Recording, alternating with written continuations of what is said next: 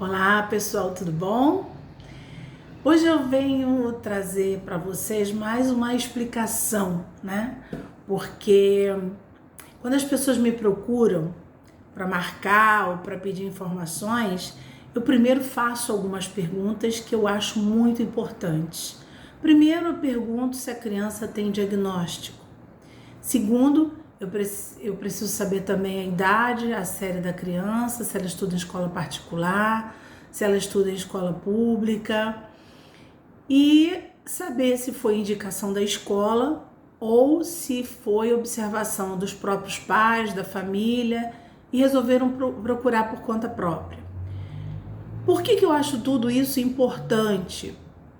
Porque é muito bom ficar claro para os pais, na hora que procuram o neuropsicopedagogo ou o psicopedagogo, saber como é o trabalho, para que você não marque uma sessão sem que a pessoa saiba o que é e chega na hora, não é nada daquilo, nem que uma parte nem a outra acham que é, né?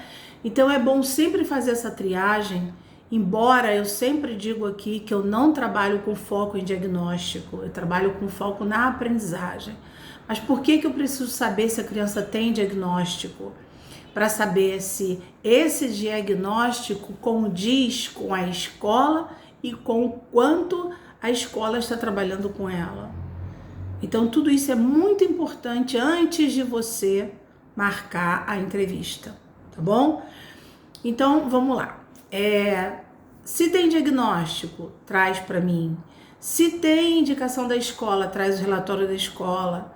Se foi a mãe que observou, tudo bem, você só explica, olha, a neuropsicopedagogia ou a psicopedagogia, ela se divide em duas fases. A primeira fase é o período de avaliação, que dá em torno de 10 sessões. E a segunda fase é a fase da intervenção neuropsicopedagógica ou psicopedagógica. Essa fase da intervenção, ela só vai acontecer se durante a avaliação e na devolutiva for colocado para os pais que há sim uma necessidade dela dar continuidade com a intervenção e explicar por quê e montar um plano estratégico, além da visita à escola, tá?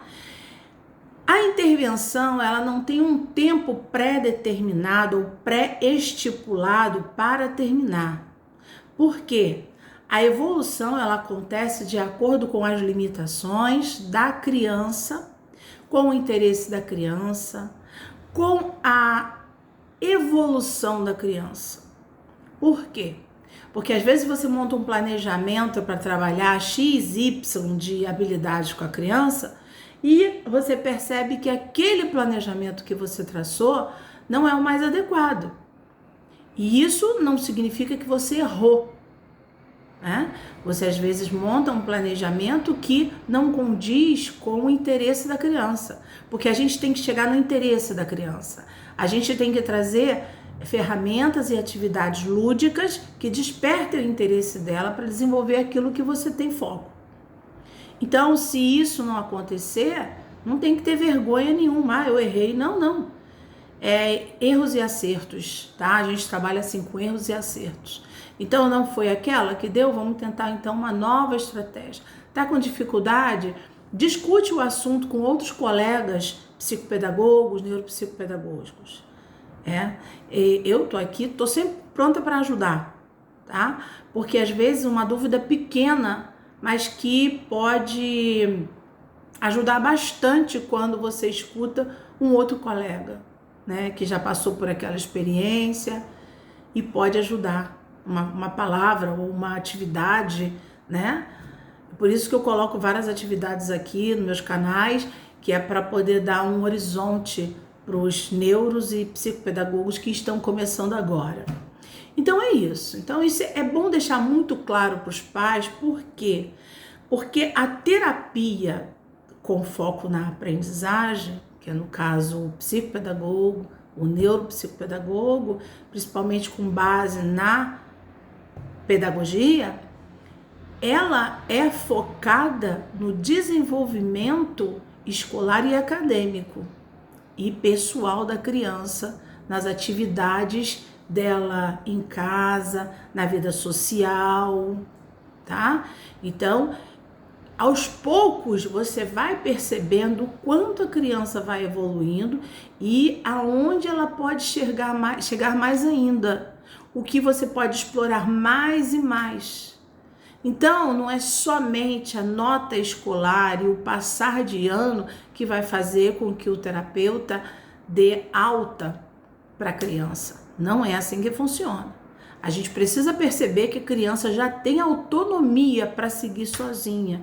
E o que seria essa autonomia? Ela ter habilidade própria para organizar os estudos para as provas, organizar a sua rotina, ter disciplina, ter proatividade para desenvolver técnicas de como é o melhor aprendizado dela, como que ela vai estudar para determinadas provas, como que ela pode pedir ao professor que esclareça as dúvidas dela. Nem sempre as dúvidas aparecem ali no momento que o professor está explicando a disciplina, a matéria, ou lançando o conteúdo. Às vezes essa dúvida vem quando ela chega em casa e vai fazer o exercício. Então anota, leva para o professor na próxima aula e tira as dúvidas. Então, as crianças por si só, elas nem sempre conseguem ter essas habilidades para se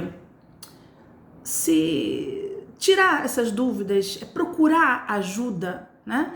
Então, durante a terapia, a gente precisa desenvolver isso na criança, para que ela tenha, sim, autonomia, para quando ela chegar no ensino médio, ela saber escolher que profissão ela realmente quer. Quando ela chegar na faculdade, ela saber desenvolver os estudos dela, organizar sua disciplina, começar os estágios remunerados naquela profissão dela, que isso é muito importante. Quanto mais cedo você adquirir essa autonomia, essa proatividade, melhor para você. Você ganha tempo, você não perde tempo.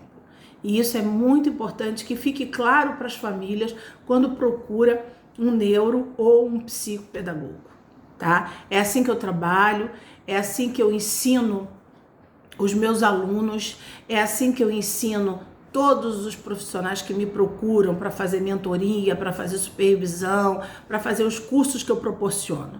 É isso que eu, não vou dizer que ensino, né, para profissionais, mas é isso que eu tento desenvolver e fazer com que eles questionem o interior deles para saber onde eles querem chegar, como eles querem chegar e qual o objetivo daquilo que eles querem conseguir, como que eles vão traçar tudo isso, né? Isso é muito importante, porque às vezes você pensa que está no caminho certo e não está. Então esse é o meu maior objetivo, é a minha proposta, é como eu trabalho, traçando sempre a autonomia daqueles que me procuram, tá? Então, a dica hoje é, quando você receber uma ligação de uma família querendo marcar um aluno com você, não faça isso no escuro. Não dê logo um horário e um dia para a pessoa vir. Explique como é o seu trabalho. E antes mesmo de marcar, pergunte qual observação que foi feita, qual relatório que a escola enviou, qual o diagnóstico que tem. Com esse diagnóstico, a criança tem dificuldade na aprendizagem, porque às vezes não tem. Às vezes a criança tem um diagnóstico de TEA e ela não tem dificuldade no aprendizado. Então não há necessidade, tá? Então vamos fazer uma triagem bacana para que você não perca tempo e a família também não, tá bom? Um abraço, até a próxima, e se gostaram do vídeo, por favor, curta, comente, compartilhe e se tiver alguma dúvida, manda que eu te respondo, tá bom? Um grande abraço e até a próxima. Tchau!